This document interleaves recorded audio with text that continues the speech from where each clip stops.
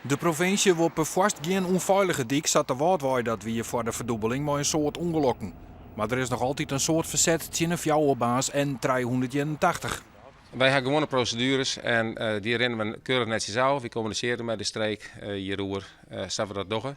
Maar ik denk ook dat de meesten ik wil zeggen dat een 2x2 voor de veiligheid van de wei, voor de verkeersveiligers, een hele belangrijke oplossing is. Maar dat zeggen de tjenstanders heel oors.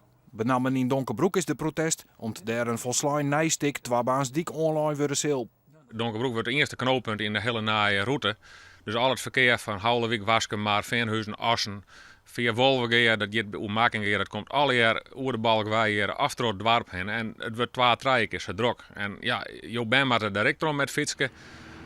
Wie ben met squaltuinen aan de gang hier, de ben maar de Donkerbroek waar je heen met fietsen. Het griest je aan. Het had totaal geen effect op de veiligheid. Het wordt alleen maar minder. Oosenbrug had een biologische kwekerij met een natuurcamping, online met eigen en oerheidsjild. Voordat hij begon is hem van alle kanten verteld dat er geen bedreigingscommissionen bij gelieks in de vorm van een nieuwe dik vlakbij zijn tuin. Het is oer, we kennen aan een stapje en er is niet iemand tussen. Het valt aan je bent de norm en je bent uitpraat haast. En dat valt dus zwieren. We kennen aan de tent wel teruggooien en dan ga je ziel en zaligheid en al je yield in stutsen. En ik lees vaak werkers naar, maar wel eerlijk weten. Ja.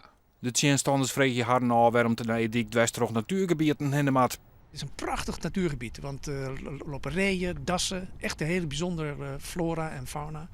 En die wordt helemaal doorkliefd door deze weg. Ekkel is er van de morgen een bestuursovereenkomst tekenen, de tjenstanders zoeken nog mogelijkheden. Zo moet de nieuwe dik nog in het definitieve provinciale inpassingsplan vastleggen worden. Als dat wordt goedgekeurd, en we zijn het er nog steeds niet mee eens, dan kunnen wij naar een hogere macht gaan.